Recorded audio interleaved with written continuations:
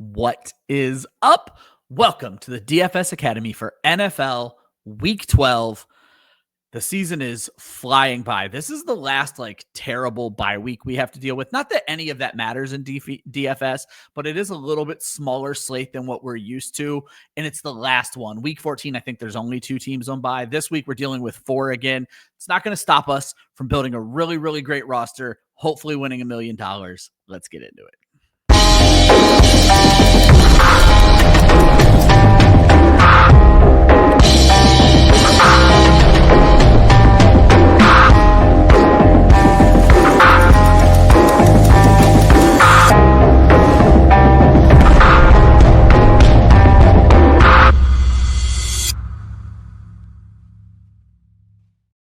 Welcome to the DFS Academy Club Fantasy's weekly DFS show. I am your host, Ryan Weiss. With me, as always, Austin Amendolia. Austin, how are you feeling heading into week 12 of the fantasy season? For most redraft leagues, we're down to the last 2 or 3 games right now. So. Yeah, it's a wild time to think that we're 2/3 of the way through the NFL regular season. But the great thing about DFS is we only just hit the halfway mark for the full DFS season because we go through to the Super Bowl. And this, Austin always brings this up around this time. And I remind everybody that by week 18, I am the most burned out human being ever. So you will stop seeing my face on DFS shows after week 18. But Austin and Josh usually get together and do all the really cool playoff shows. So for me, it's 6 weeks left. Though I always say, and behind the scenes, I always get off this show with Austin. And maybe it's because we're pre-record. Not that I don't love our live audience, but I always get off this show and I'm like, oh man, that was refreshing. Like such an easy show to do. So I'm not counting down the days, Austin, until we stop working together. But man, the season grind is starting to get to me a little bit. So yeah, I feel that. You add on the work grind on top of that, and it is quite the time right now. Yeah, someday I might go back to work, and I don't honestly know how I'll do half of the fantasy stuff that I do. I know you knock it out. I do way too much fantasy stuff, and some of it will have to stop when I go back to work. I'm a kept man for our audience who do not know that. But Austin, let's get into this. Before we start talking DFS, I like to remind folks, links in the description of this video. You will find links to our FanDuel contest and our DraftKings contest. We don't just talk DFS. We actually play with our audience. $2 contest. Nice little way to build up some of your bankroll. Though I forgot to get into our Thursday showdown. Not that I've not just been donating money to that recently. I forgot to do that tonight. I saw James Cook scored on the very first drive of the game. And Austin, let folks know sometimes if they don't have time to catch this show or if they just want to talk some DFS with us on Sunday, the Discord is a great place for them to join. Yeah, exactly. You can join our listener Discord. The link to join that is in the show description. We talk all sorts of different types of fantasy football, including redraft dynasty. But most importantly for this show, we talk DFS. Yeah. And so as we get more information between when this show records and the Sunday games actually start, we'll provide updates there about how we're thinking about pivoting our lineup, where we end up playing in cash. And importantly, we'll answer any questions you have and celebrate our wins together. That is the most fun part of this, is getting to see how each of us are doing on a week-to-week basis. Yeah, we have some people dropping wins in there. Josh has said he's been doing great with doing these DFS showdown shows with you. He's been doing great in DFS showdown contests. Austin, last week I shared my Millie Maker lineup because it was very thematic, and the week before a very thematic lineup won. And you'll be happy to hear that in week 12, the Millie Maker answers to the test, a very thematic lineup won. Not nearly the lineup I was considering doing. Austin, spoiler alert, and I see by the notes you had a similar week. It was a bad week 12 for me as well. Week 11, week 12, not great for me. However, was great for one person. The starting lineup of the Millie Maker, you're going to hear a theme here. Jacoby Brissett, Bijan Robinson, Aaron Jones, Michael Wilson, Tedoroa McMillan, Greg George, Trey McBride, Christian McCaffrey, and the Steelers defense. Austin, when you look at the week 11 and week 12 lineup, I wouldn't even be surprised if it's the same person who won these because you just won $1 million the week before. Why wouldn't you go crazy putting in a bunch of lineups? This person one-upped the person from a week before who did 4 players from the same game and went 5 players from the same game. But the fact of the matter is this. They told a story, Austin, and they were absolutely right. They went Jacoby Brissett and 3 of his pass catchers and Christian McCaffrey as a bring back. Obviously, the story was San Francisco is going to win this game. Jacoby Brissett's going to throw the ball a lot. Jacoby Brissett threw the ball 57 times and completed 47 passes. I think I heard that was an NFL record for completions in a game. Michael Wilson goes off. Greg Dortch has a good game. Trey McBride does Trey McBride things. And then McCaffrey brings it back. The lineup told a story. It scored 249 points, which is above average from what we've been seeing. But it's just absolutely calling the right story of the week. My story was Cincinnati and the Steelers, and that story did not play out. Great call by you, Austin. You specifically talked up Bijan Robinson and said this was the week to get him in your lineup because people were going to be afraid of him. I don't know that they were afraid of him. It was certainly the week to get him in the lineup. And Austin, we called the Brissett McBride stack, and you even played the Brissett McBride stack on our show. So it's not the most players we've ever gotten right in a Millie Maker, but we definitely had the theme sort of right and the game right. We just did not realize that Jacoby Brissett was going to throw until his arm fell off. Yeah, well, and if you think about the fact that we talked about Sean Tucker on this show, who you did call Sean Tucker as well, outscored Aaron Jones. Like if that had been in this lineup, it would have been even better. But a possible record-breaking lineup for what we've seen. So. I know, right? The thing that surprised me the most about this was the fact that it was the Arizona Cardinals onslaught that worked. So like I did play an onslaught like last week where I had Brock Purdy, Christian McCaffrey, and George Kittle. And I liked how that was looking. But I just didn't expect specifically Michael Wilson to get there, because even when we've seen him be the quote unquote number one receiver in the past, he hasn't hit the ceiling. And it truly, like, he didn't score a touchdown. He caught 15 balls, and that's how he got there on DraftKings. So truly, like, wild outcome for the Cardinals this week. And it just, like, it goes to show, like, anything can happen in fantasy football. And I think with DFS in particular, it is important to remember, like, we're trying to predict the outcome of a single week. And that is so freaking hard to do. It's hard to predict what's going to happen over the course of a season in terms of redraft, but it's easier because there's more data points.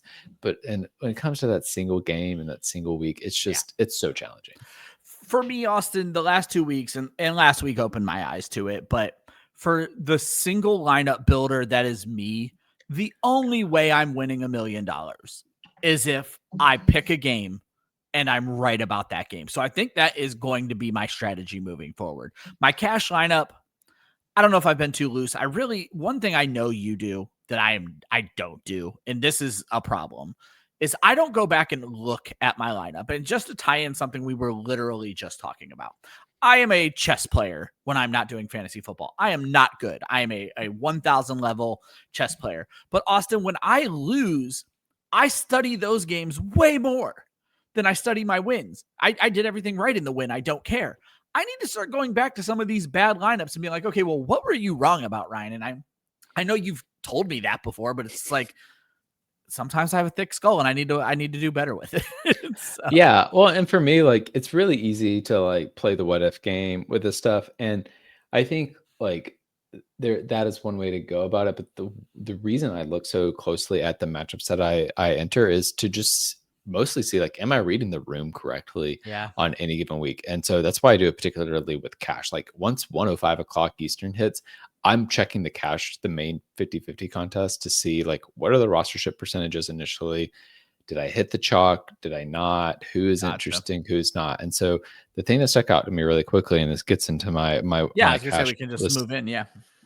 This my cash performance from last week. So I've cashed in 2 of my, I think I played 6 head-to-heads last week. So not a great week, but again, like, that's why we play the head-to-heads, is, I made some money. I didn't just fully lose everything that I played last week.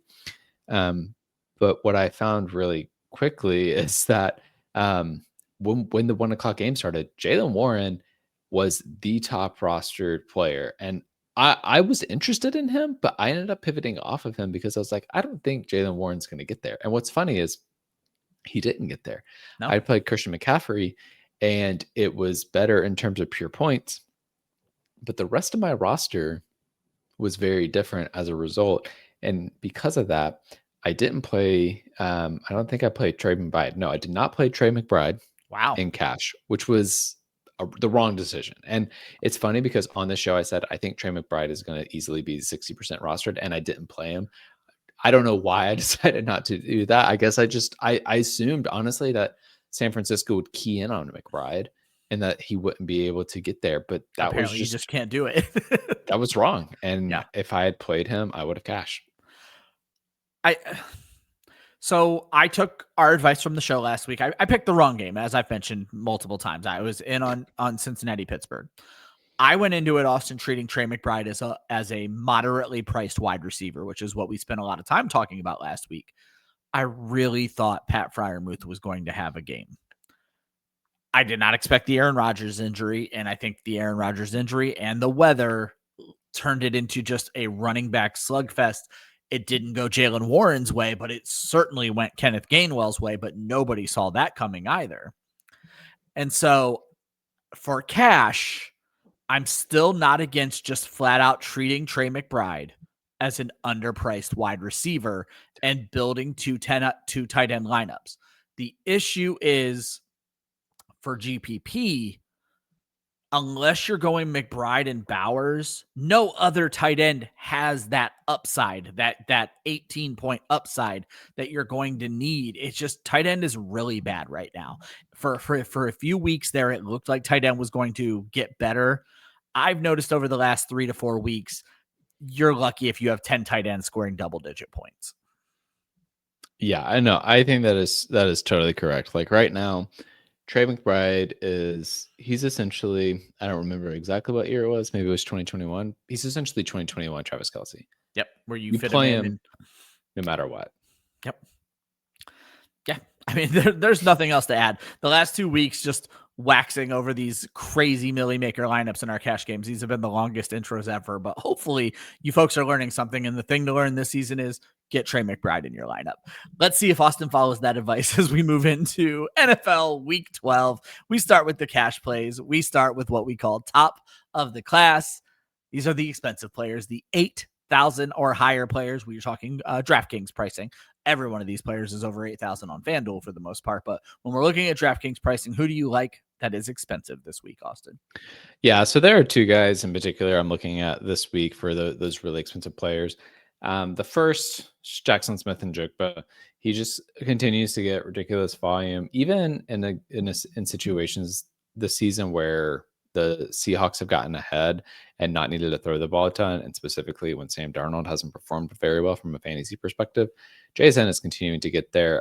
2 weeks ago in that Arizona Cardinals matchup where they got a like 35-0 Wick in that game, JSN still scored 20 DraftKings points. Last week in a game where Sam Darnold threw 4 interceptions, JSN scored 23 DraftKings points. He just is continuing to have ridiculous volume share. I think they threw out a stat on the broadcast last week that he has like over a 40% target share for the Seahawks right now, which is just historic levels of target volume. So I think it's fine to keep going with him. The question is going to, of course, come down to, can you play him and also play Trey McBride? And I do think that there's going to be some trade-offs there and maybe some pathways to get there, but it's a big question. Yeah. JSN is interesting to me because I'm losing faith in Sam Darnold.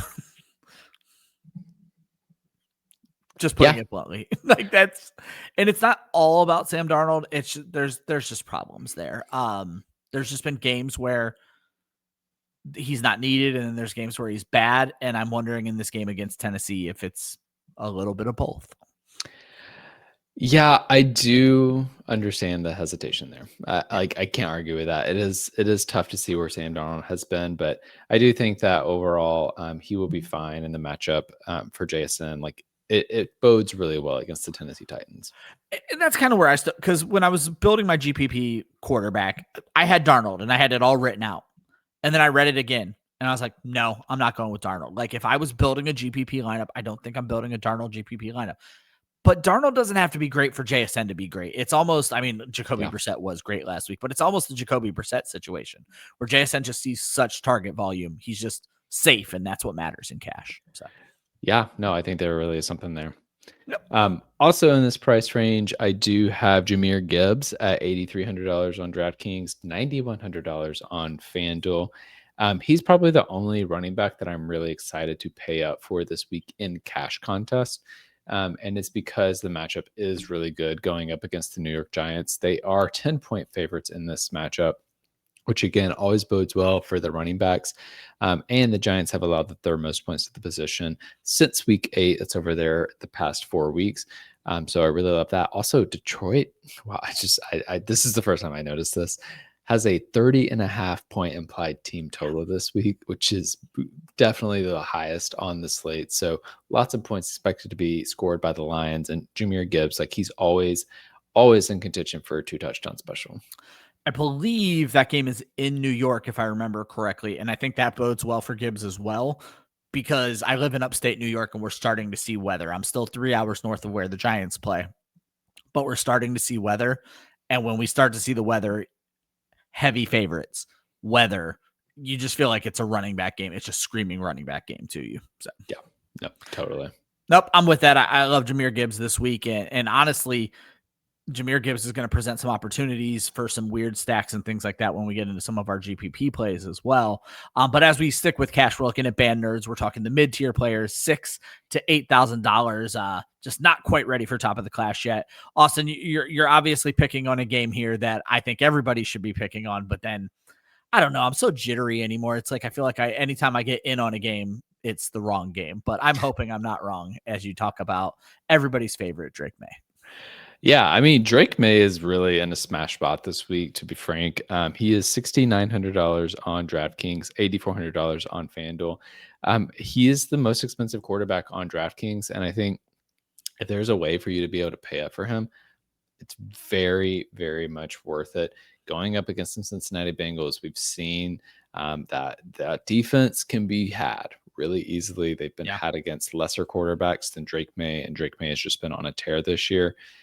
So I feel really comfortable playing Drake May. It's really going to come down to salary because there are some cheaper quarterbacks on the slate that you can go to. And it's again, if you're trying to pay up for JSN and Trey McBride, it's going to be hard to also have Drake May in your lineup, and you're going to have to get a little creative. 100%. And then I just want to slide into your next player, who is Travion Henderson, who is one of my favorite plays this week.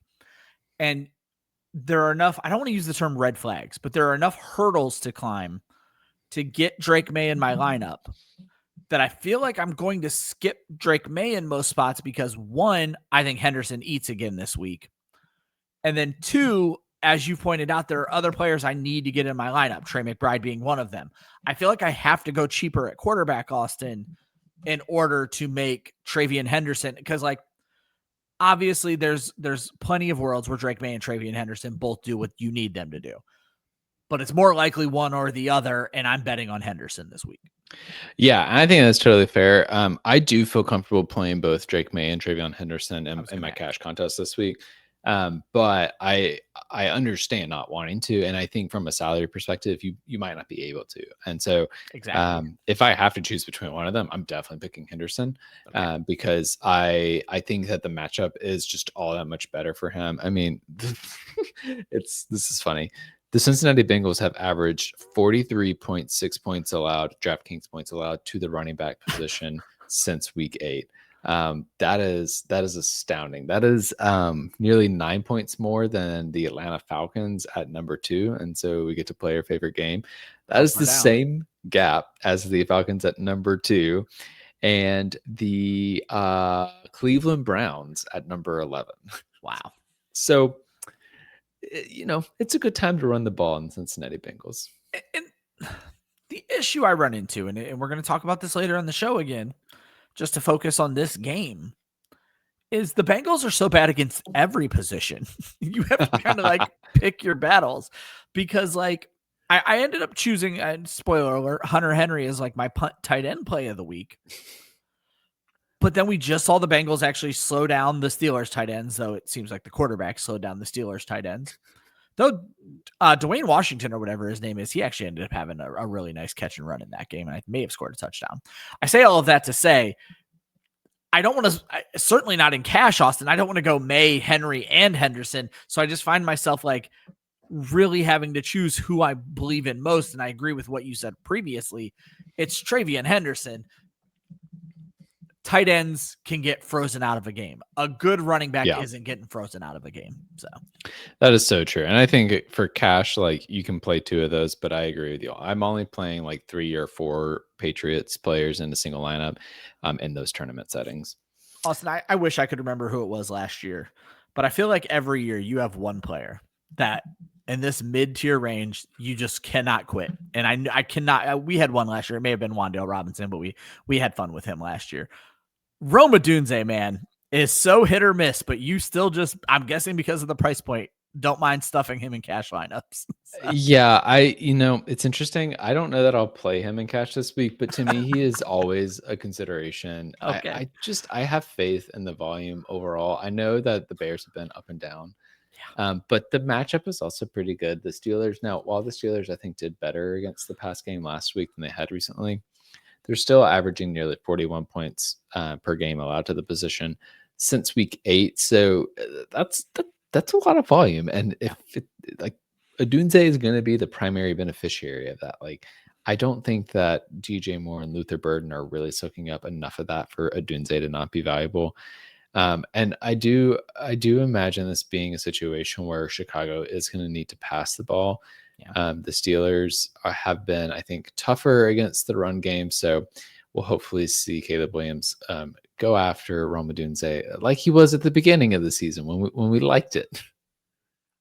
Those days, where have they been? I know he had that one good game, but he's bookended it with bad games. I just don't know what he's going on. And then the man, the myth, the legend, the tight end one in everyone's hearts, Trey McBride. You got to get him into cash lineups if you can afford to. Yeah, I don't think there's much that I need to say about this. Like we saw Jacoby Brissett, and we've seen multiple times now. Jacoby Brissett's going to target him. Marvin Harrison Jr. is out once again. I buy that Trey McBride is just going to continue getting the volume, so I will play him as often as I can in cash. I mean, he was nearly 70% rostered last week. Like after we saw him pop off the way we did last week, I wouldn't be surprised if it was like even higher, like 80-90% this week. Some team is going to have to commit to double teaming him on every play, but when you look at Jacksonville, I don't think they have the personnel to do that. They don't have any good corners. They don't have great safeties.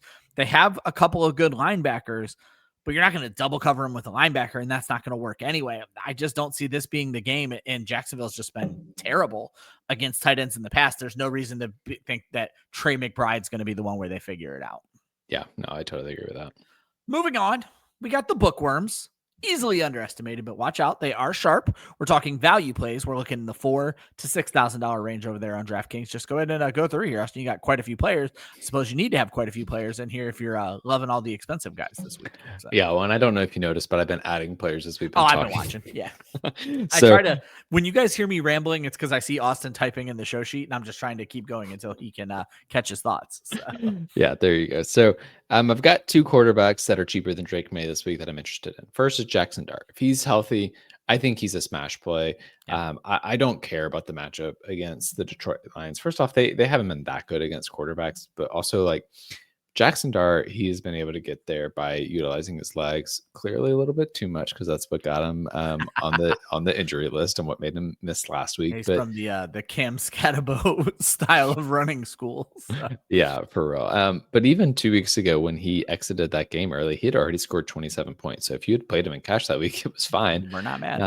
We're not mad about that. So I'm happy to go back that route.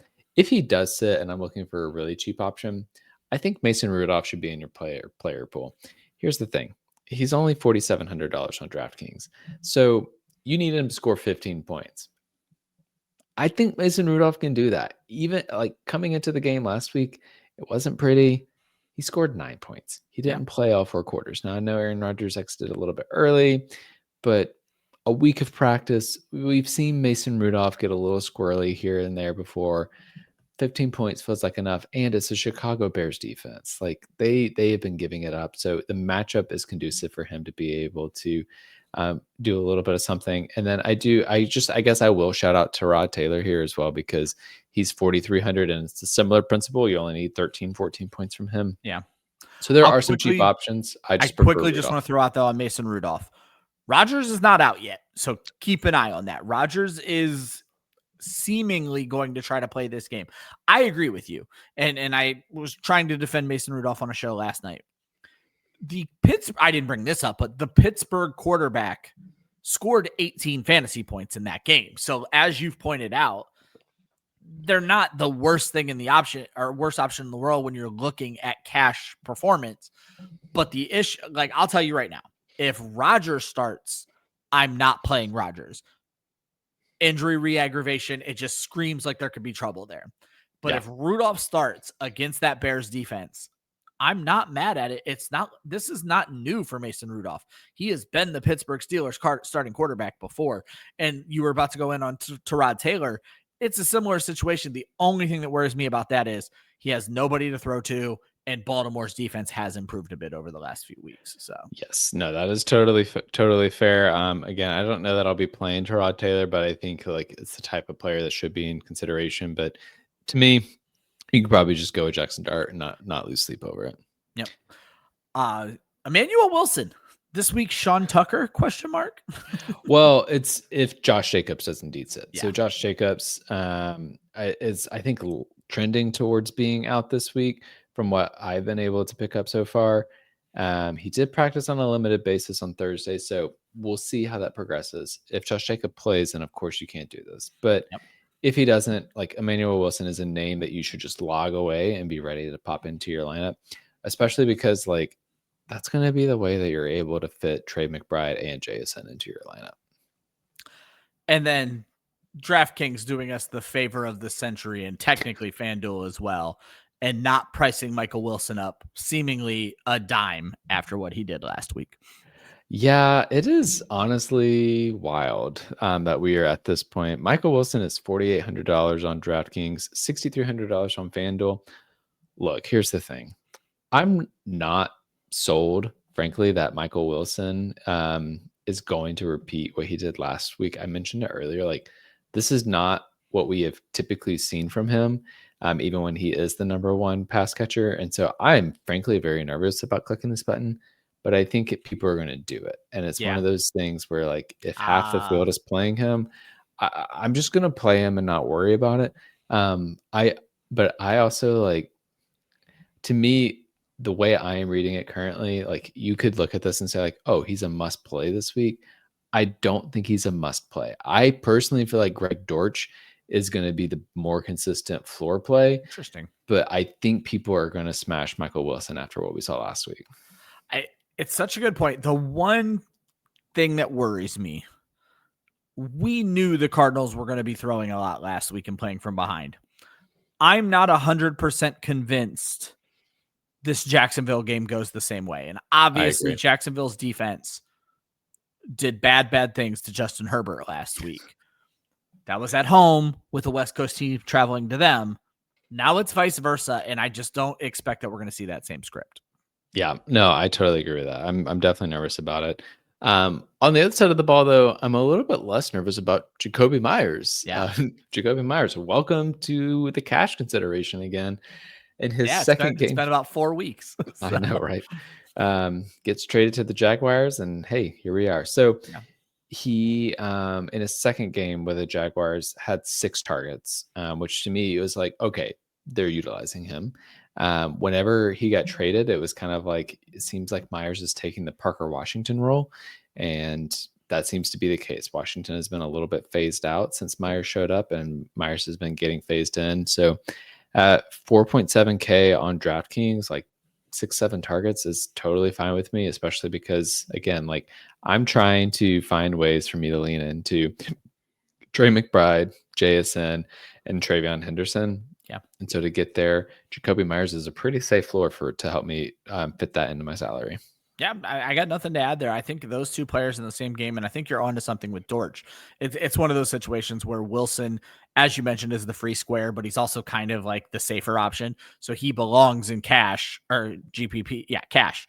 And then Dortch, I feel like, is a big GPP consideration because, again, Jacoby Brissett is throwing the ball. And then you go to the other side of the ball, you hit it on the nose. And I think Brian Thomas Jr., if he is back, actually helps Jacoby Myers because Myers' role is not affected by Brian Thomas Jr. being back. So, yeah, no, I'm totally with that. We wrap this section up with the punt plays. C's get degrees, the sub $4,000 players. And Austin, you're giving us a couple of cheap tight end options in case we want to run the Kelly Singh special, Trey McBride in the flex, and an actual tight end this week. Yeah, well, and I also forgot to mention one of the better punt plays of this week, so I'm just going to throw them in right now, even though they are 4,100 on DraftKings. Andre Yoshivas should be mentioned. Yes. Because Jamar Chase got himself suspended, and we've seen whenever either Chase or Higgins is out that Yoshivas becomes more impactful. So again, another name to file away for cash this week. I think Yoshivas will be a great salary savings option. But I'm so mad at myself. I'm going to cut you off. So Yoshi is not in my lineup for this show. At one point, I was the only person to rank Yoshi in the Football Guys DFS. I haven't looked to see if anyone's updated, but when I put my rankings in, I was the only one who made sure to go get him into every contest. And then somehow when I was building my lineup against you, he never even crossed my mind. I'm so mad right now. Well, that's good because that means you'll have the opportunity to get beat by him this week. Spoiler alert. Some punt tight end options this week, though. Two that really stick out come to mind quickly. One is Colston Loveland. Like, he's $3,500. He's getting enough volume, and like with these tight ends this year, like we are getting the traditional tight end nonsense where you're relying on a touchdown. It's so funny. Every year I feel like the tight end hype has gotten louder and louder, and yet the position is like pretty much the same as it was when I started playing fantasy football about 10 years ago.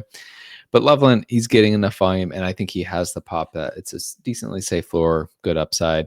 Again, like this is a week where, again, I don't often play this way. I don't love to play two tight end lineups, but treating Trey McBride as a receiver, I think it's fine. I think you can go that route. The issue is I feel like there are other receivers that are a little bit more expensive that have a safer floor than Colston Loveland. I mean, this was my whole debate last week when I was building this Freiermuth lineup. But the problem is even the cheap receivers are never as cheap as the cheap tight ends, and that's where I run into the problem. So yeah, and I think like that's also just like a good point of like what question you're needing to answer when you're thinking about putting Trey McBride in the flex spot. It's not just how does Trey McBride compare to whatever $6,800 receiver I can get. It's also how does whatever tight end I'm going to get compare to whatever receiver I could get instead. Yeah. How do you want to spend that $10,000 is what it really comes down to. So yeah. But another tight end that I'm intrigued by, this might be more of a tournament play, but provides a decent amount of salary savings and so can be helpful for your lineup, is Luke Musgrave. I do feel like Green Bay still likes to go towards the tight ends, and we have seen Musgrave get there in the past. He was the tight end breakout before Tucker Kraft broke out. Let's remind everybody about that. So he is fairly skilled, even though Kraft is a little bit better overall. Yeah. And then for defense, I'm just punting it off a cliff this week and going with the Tennessee Titans. They're $2,300. And I guess the bet I'm making here is that they take the playbook that the Rams played against the Seahawks this week and run it back and try and light up Sam Darnold and force him into mistakes. So I think the Titans are an interesting play. And it's also, again, like defense doesn't matter that much when it comes to cash. I think the Titans, like, I feel like they're a pretty safe floor. They've only had negative points twice this year, and it was both against the Indianapolis Colts. I feel like they're going to be in a decent spot this year. I think you're onto something with, I wonder if I could find the data on this. I would love to know what the cheapest defense, if I just every week pick the dirt cheapest defense, what their average score was, because there's going to be some negatives. Yeah. But what I think your most interesting point here with cash is, Austin, some weeks the cash defense is going to be the 18-point defense. But for the most part, they're going to be the 8-point defense. Yeah. Which means at worst, I'm probably giving up 10 points here. But with the $1,800 I saved by not starting the best defense, I probably made up far more than 8 to 10 points at those other positions. Yes. And so you've said this before, and it came into practice this week. Not that either one of us is bragging about our lineups from last week, but you scored negative. and you still destroyed me. And so like it was a proven point. And while it's funny for us and we have a good time with this, there's a chance I ended up in a head-to-head with you. Like I'm a person who plays head-to-heads and I know what I'm doing. And I mean, like I said, I don't build my lineup on Thursdays typically. Let's be very clear about that because we sucked last week. But the fact of the matter is, Austin, I don't know that either one of us would have changed our defenses. That's one position like we don't need a ton of research to choose our defenses for the week. And again, we're spending way too much time on this, but I very much agree that punting defense off of a cliff, I think might be the strategy for cash. That it's something I'm going to pay attention to from this point forward. Is I might even start charting it. I'm going to see if I can go back and find, I want to know what the cheapest defense scores every week, the dirt cheap worst defense. If I started them, it's kind of what I track for my stream of the week. I might start doing this because I think there's something there and I think it might be worth noting. I love it. We've completely nerded out on this show. This is probably the longest first half of the show ever. It'll still be an hour show. We always manage to get it done in an hour. So real quick, as we move on to the GPP part of the show, you could play DFS with us, test out some of these crazy theories we're talking about, 2 tight ends, cheap defenses, get some lineups in there. They're $2 contests on DraftKings and FanDuel. Link in the description of this video. It's time to talk tourney. This is where Ryan scratches that lottery ticket every week, trying to win $1 million, and Austin gives you way better plays because, my goodness, these last 3 weeks, Austin, my ego is bruised. We do this one by position. Talk to us about a quarterback that I think everybody is glad to see back in their fantasy rosters. Yeah, that quarterback is Patrick Mahomes, who is $68K or $6,800 on DraftKings, $8,100 on FanDuel. I was going through the lineups for this week, the games for this week, and trying to decide which ones were the best to target. And there's actually been some line movement since I did this like 2 hours ago. So the highest over under on the slate is that Bengals Patriots matchup at 51.5. Makes sense. The next 2 are both 50.5, and it's the Detroit New York Giants and the Colts Kansas City game. Now, I think the Colts Kansas City game might go overlooked a little bit this week, and I think in particular the Kansas City side might go overlooked because I feel like people might come off of seeing what happened last week and think, oh, Kansas City, their season's basically over. Like they're in a tough spot, frankly, for their season. And also, like we haven't seen they seem to sputter, and the Colts defense has been playing better since they traded for Sauce Gardner, particularly their secondary. But I don't care about that this week. I want to lean into that and say, look, they have to win this week. Kansas City has to win this week. Absolutely. If they lose this game against the Colts, they are 5-6, and they basically have to win out to keep their playoff chance, to give themselves a chance, a hope at the playoffs. Patrick Mahomes is going to run the ball to make sure that they win this game. And I think that he is just going to be ready to put the team on his back and outperform. And I think that he will overcome whatever the heck is going on with the Colts secondary. Also, the Colts have been better the past 3 weeks, but some of that is noise. The past 3 weeks, they have played teams that have put them in a much better position to look like they are a good defense. So the past 3 weeks, they played Atlanta, who their offense is completely sputtered, the Steelers, who have been a hit or miss offense all year long, and the Tennessee Titans. So yeah, they've looked better recently, but they haven't had competitive matchup. They haven't played anybody. And so I think this is a really great spot to attack the Kansas City side of the ball. I love every bit of this. I poured a little bit of water on this matchup in my show last night. We do a game of the week. And I said there are a lot of ways to misread this game because I think a lot of people are going to be in on JT because he's coming off of a bye and it's JT. Kansas City is brutal against running backs. They have been so good. I don't remember my exact numbers. I think they've allowed 1 running back touchdown since week 3 or something like that. And then my bigger concern for JT, Daniel Jones has been a turnover machine in his last 2 games. I think it was 7 turnovers and 3 more fumbles that were recovered by his own team. So 10 potential turnovers in 2 games. If we go into this game, Austin, where Daniel Jones is turning the ball over against a good Kansas City defense, and you have hit exactly what I've been telling people, Patrick Mahomes is putting the cape on this week. This is the most must-win game for Kansas City in a regular season that I remember. Like, if they lose this game,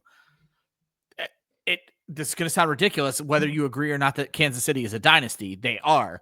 If they lose this game, the dynasty starts to crumble a little bit because you're unlikely to make the playoffs. You're certainly not winning your division. There's a lot of issues going on with Kansas City if they lose this one. And those are the kind of games where you bet on a guy like Patrick Mahomes. Yeah, completely. For my quarterback, Austin, I'm again playing like the contrarian type game. So I agree with you wholeheartedly in cash. I love Jahmyr Gibbs. And that's not to say you can't play Jared Goff and Jahmyr Gibbs in the same game. I definitely want to see Jackson Dart back for game environment, but I also think there's something to having Jameis Winston versus Jared Goff. I think there's still a huge upside, and Goff is not that poorly priced. 6,000 on DraftKings, 8,000 on FanDuel compared to some of the other high upside. Goff has 6 multi-touchdown games this season, and the Giants are giving up the second most touchdowns and the most fantasy points to quarterbacks over their last 6 games. It's almost a Bengals situation. They give up points to everybody, so who are they going to give it up to this week? One note that you actually gave me a few weeks ago, where we actually did this exact same experiment a few weeks ago, and I don't think it went in my favor. But when I picked Goff is, even if this game is a Lions blowout, there's always the chance the Lions are just going to keep throwing the ball even in a blowout. So I'm hoping for good weather. I'm hoping for good Jared Goff. Yeah, I really like this as well. I think this is a good chance to attack and do it. Maybe a little bit of a Detroit Lions onslaught. We've seen them get there where you can have Goff and Gibbs together in a lineup and then throw in one of the receivers and it work out. Well, and Jameson Williams has taken an immense step forward since Dan Campbell started calling the plays. Dan Campbell loves Jameson Williams, and he is keeping him involved. And we've seen that over the last 2 weeks. And the one thing we know about Jameson Williams is he's good to break a big touchdown. So yeah, totally. Moving on to the running backs, and Austin, you're giving us a pivot play here, and I like this kind of stuff where everybody's going to be on one guy, and this is exactly why I pivoted away from Sam Darnold, this exact player. So yeah, so I mean, Jackson Smith-Njigba is going to be popular this week, I think, because of the volume, and I think Kenneth Walker is a fabulous pivot play this week at 5,400 on DraftKings. We haven't seen him have like a true pop game last week. I mean, he started to get there last week. Kenneth Walker, we've seen him have multi-touchdown games before. He's definitely got that upside, and the matchup sits really well for him. Again, I know I'm picking the Tennessee Titans defense for cash, but that's cash. The Titans defense haven't been that good against opposing running backs, and Kenneth Walker, he can carry the rock plenty. So I think this is a really great way to get a little bit off of the chalk and JSN and bet on some upside with Kenneth Walker. Yeah, I started thinking about the issue I have with Sam Darnold over the last few weeks. And this all started 3 weeks ago where he had that 28-point first half. And obviously that was a good game. You throw 4 touchdowns, it's a good game. They didn't need him to do anything in that second half. And then the next game, they didn't need him to do anything the entire game because it started off with 2 fumble sixes. And I'm starting to feel like the Tennessee Titans scream a game where they don't need Sam Darnold to do anything. And then since the bye, it seems they want to get Kenneth Walker back into that primary role. And I'm betting on that as well. I love Kenneth Walker this week. Yeah, no, I think that's lovely. My other running backs for this week. So first off, I'm looking at Jahmyr Gibbs in tournaments. I also mentioned him in the cash ones. It's one of those situations where I feel like he's going to be chalky, but he might be so good that you need to have him in your lineup. Yeah, I agree. You've already talked about him a bit. One thing that I think plays great for Jahmyr Gibbs and kind of slimming of the target tree is with Sam Laporta out, they're not going to their backup tight end. They're going to their receivers and Jahmyr Gibbs. So it's cut a branch off that target tree that makes it easier for us to predict things. Yeah, I love that. And then the other running back that I really wanted to mention here is Derrick Henry, who has been getting a little bit more involved, but it's still been a kind of a quiet season for him. He's $7,600 on DraftKings going up against the New York Jets. They are nearly 2 touchdown favorites in this matchup, which really lends itself to Derrick Henry performing very well. I feel like they are going to want to continue to get the run game established, so it could be another big Henry week. Josh had some fun stats on Henry on our show last night rather. I'm going to butcher these stats, but I believe that it's in 58 career games in November and December. Henry is averaging, I think, 105 yards and a touchdown per game. Like that's his average. Like this is King Henry season, and you're glad to see it. Once that calendar turns over to November, we can stop worrying about Derrick Henry. If you didn't pick it up earlier in the show, I'm a big fan of Travion Henderson this week. And when I'm looking for a running back with upside, and again, I don't think the pricing caught up to him. And I think a lot of that is because the world seems to be worried about Ramondre Stevenson coming back. I am not. To borrow the outdated phrase I've been using this entire week, the genie's out of the bottle. Travion Henderson is the best back in New England, and they're going to keep using him. And then it's the Bengals. As Austin mentioned, they give up the most fantasy points by quite a bit to running backs. This feels like a pivot off of Drake May, Austin, because I don't know. Travion Henderson's not catching the ball much. So I don't know that.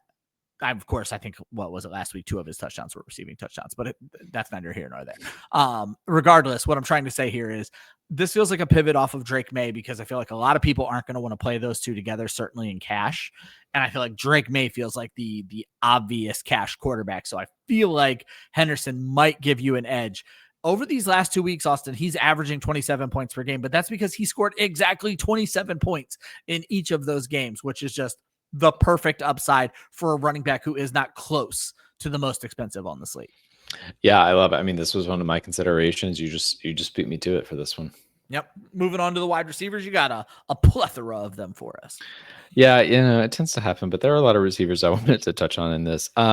So I'll circle back to that Kansas City in Indianapolis game. I think playing Rashee Rice is going to be really interesting this week because I think, again, people are going to think Sauce Gardner. They're going to think don't play the receivers.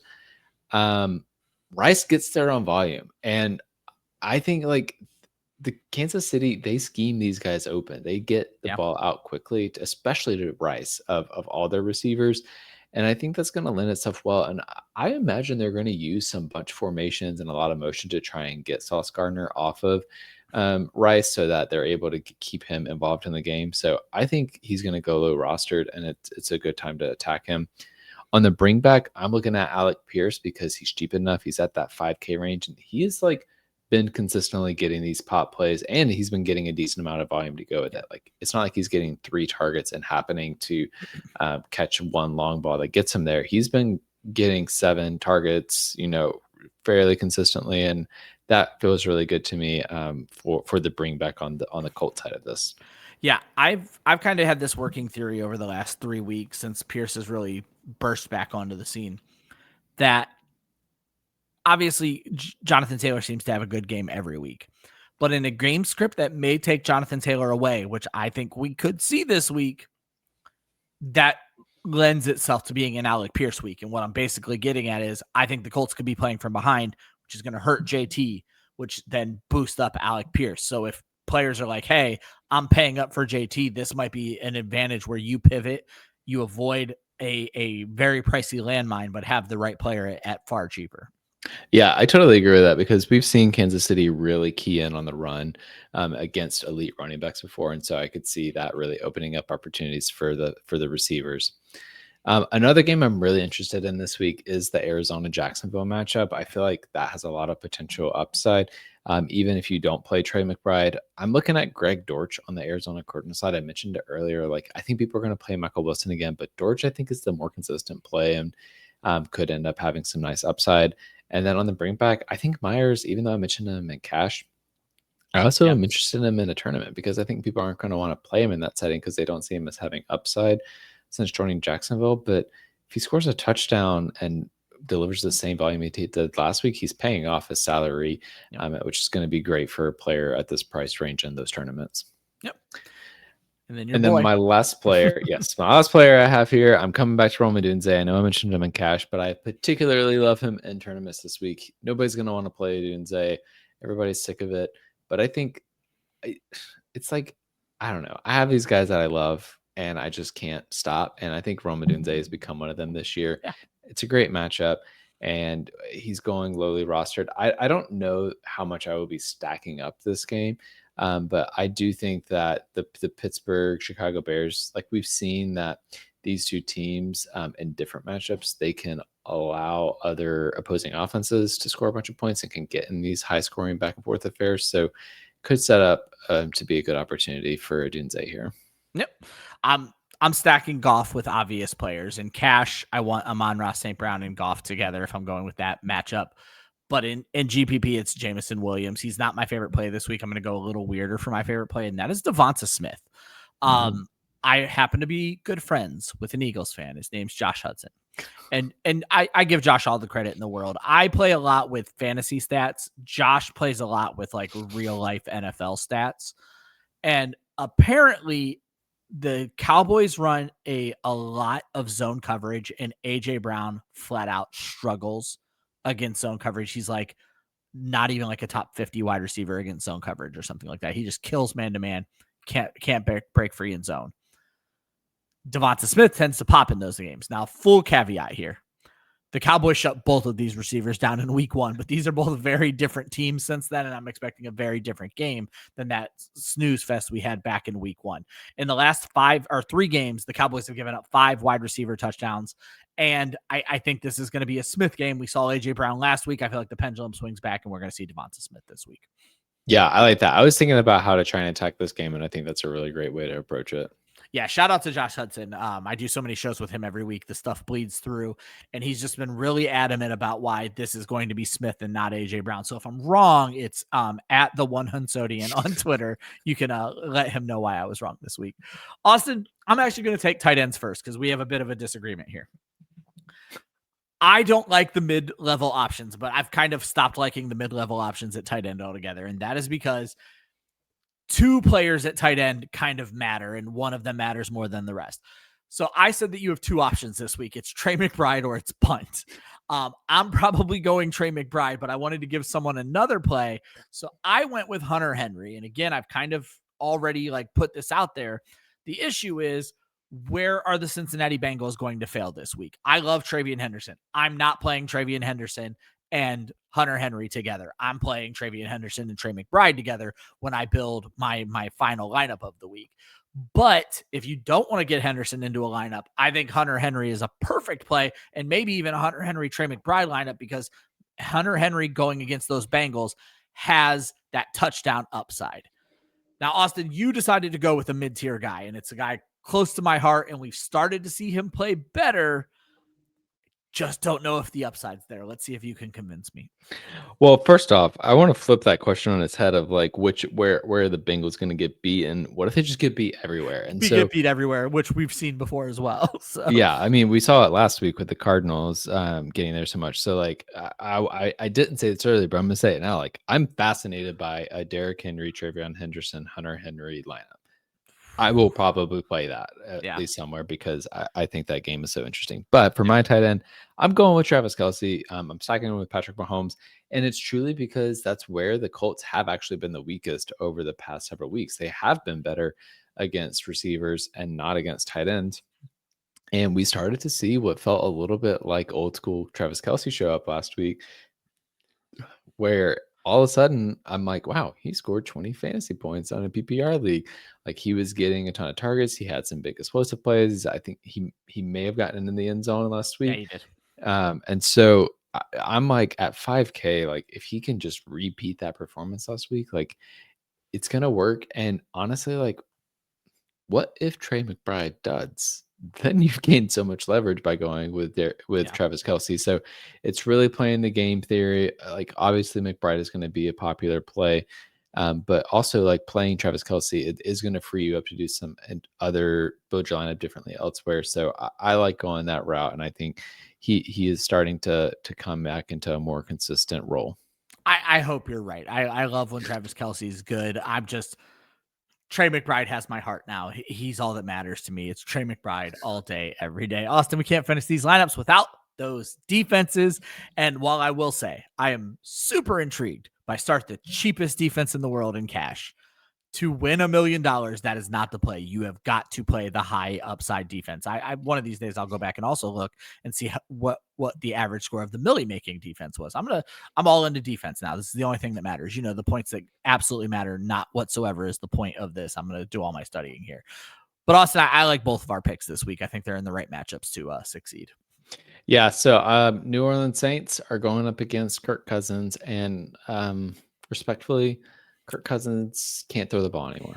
And I think it's going to lend itself to, at minimum, a solid floor for the Saints, but also I like Kirk Cousins. He can't move outside of the pocket. He'll take sacks.